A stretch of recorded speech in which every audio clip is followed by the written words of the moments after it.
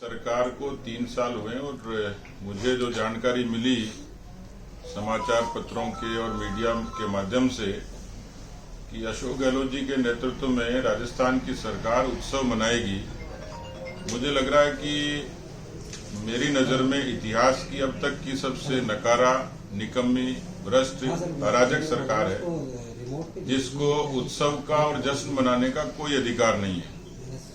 और इसके भी तार्किक कारण है।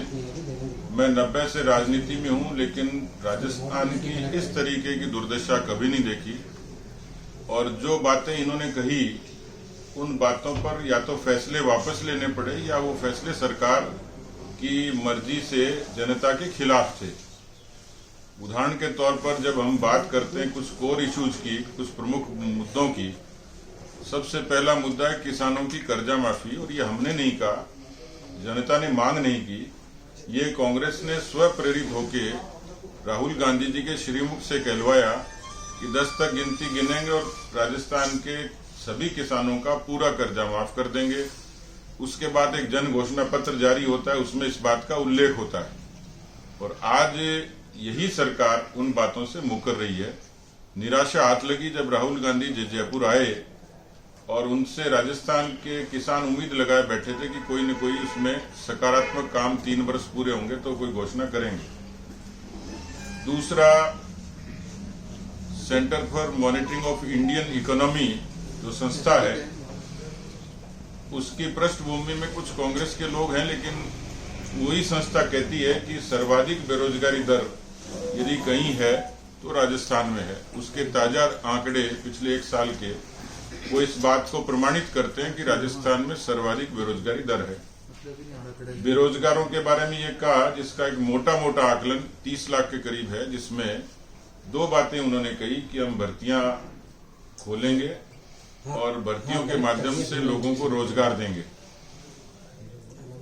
इस पूरे दृश्य को राजस्थान की जनता ने देखा है कि कुछ पिछली सरकार की लंबित भर्तियां थी और इनकी सरकार ने जो विज्ञप्तियां जारी की, उसका नतीजा ये था कि या तो अभी भी कहीं न कहीं न्यायालयों में पेंडिंग है या अफसरों की टेबल पर धूल खा रही हैं। और जो परीक्षाएं करवाई, उन परीक्षाओं में जिस तरीके की अनियमितता हुई, राजस्थान में इस तरीके का दृश्य कभी नहीं दिखा था कि इतने बड़े पैमाने पर व्यापक नकल होती हो। ऐसा लगता था कि राजस्थान पब्लिक सर्विस कमीशन रिश्तेदार पब्लिक सर्विस कमीशन हो गया हो। कांग्रेस पार्टी के अध्यक्ष ने अपने रिश्तेदारों को भर्ती किया। नकल के जो मामले आए वो बहुत आश्चर्यजनक थे और राजस्थान जैसे प्रदेश में कल्पना नहीं की जा सकती थी कि हवाई चप्पल में ब्लूटूथ के जरिए नकल को प्रोत्साहित किया जाता हो। रीट की, सब इंस्पेक्टर की, जेईएन की तमाम जो भर्तियां हुई और उसका नतीजा ये हुआ कि राजस्थान के नौजवान न्याय मांगने के लिए प्रियंका गांधी से पीसीसी के दफ्तर लखनऊ पहुंच गए। ये एक वानगी है। राजस्थान के बेरोजगारों को 3500 रुपए और 3000 नौजवान को 3500 युवती को भत्ता देने की बात कांग्रेस पार्टी ने अपने घोषणा पत्र में कही। उसका यदि आप लेखा जोखा करेंगे, कोई जानकारी मांगेगा, और ये जानकारी दी भी है सरकार ने अनेक अवसरों पर, केवल 1.5 लाख लोगों को उस भत्ते से उपकृत किया है। जो आंकड़ा 30 लाख का है, जो योग्य लोग हैं, जो ग्रेजुएट्स हैं, उसमें एक बड़ी संख्या इस भत्ते से वंचित रही है। तीसरी जो बात है, जो राजस्थान के लिए बहुत तकलीफदेह भी है, क्योंकि राजस्थान की जो इमेज थी, राजस्थान की जो स्थिति थी, वो एक पीसफुल स्टेट की थी, शांतिपूर्ण प्रदेश की थी। लोग यहाँ पर्यटन के लिए, रिहाइश के लिए, नौकरी के लिए, व्यापार के लिए आते थे। और आज केवल देश नहीं, दुनिया में राजस्थान बदनाम हुआ है, शर्मसार हुआ है, क्योंकि ऐसा कहीं नहीं हुआ कि कोई भूखी अबला कोई एम्बुलेंस कर्मी से रोटी मांगे और उसकी असमत लुट जाए। अस्पताल में कोई महिला सुरक्षित नहीं है, स्कूल में सुरक्षित नहीं है, घर में सुरक्षित नहीं है, सड़क पे चलती सुरक्षित नहीं है। 5000 से भी ज्यादा केवल बलात्कार और गैंगरेप के मसले पिछले 3 सालों में दर्ज हुए। राजस्थान की सरकार की कानून व्यवस्था की बानगी है कि 6.5 लाख मुकदमे ये पहली बार राजस्थान की धरती पर दर्ज हुए, यानी अपराधों की राजधानी राजस्थान बन गया।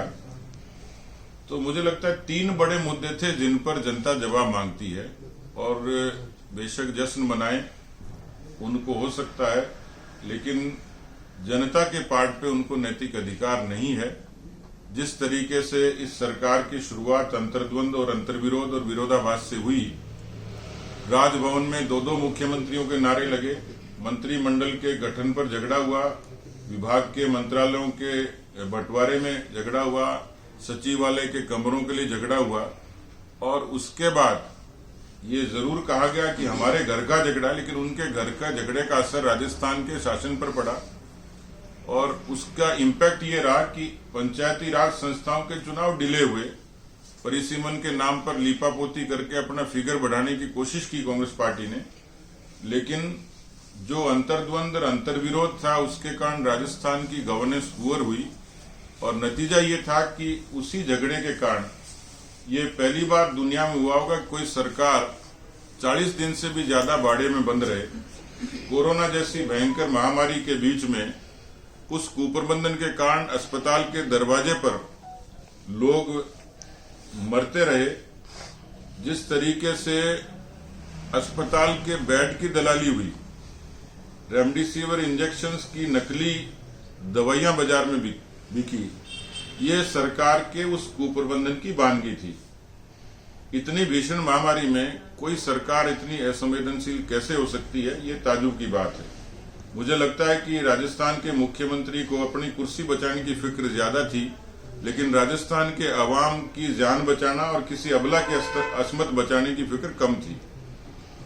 भ्रष्टाचार के मामले में भी ट्रांसपेरेंसी इंटरनेशनल की फिगर्स भी यही कहते हैं, अपराधों के मामले में नेशनल क्राइम रिकॉर्ड ब्यूरो भी यही कहता है। और जिस तरीके पे खास तौर पर दलितों और वंचितों के प्रति अपराध हुए वो चौंकाने वाले हैं। 20,000 से भी ज्यादा ऐसे मामले हुए जो दलितों और वंचितों से सीधे सीधे ताल्लुक रखते हैं। ये सरकार अपने आप को उस वर्ग की हितैषी मानती थी, लेकिन सबसे ज्यादा एट्रोसिटी कोई हुई, अत्याचार कोई हुए तो दलितों और वंचितों पे हुए।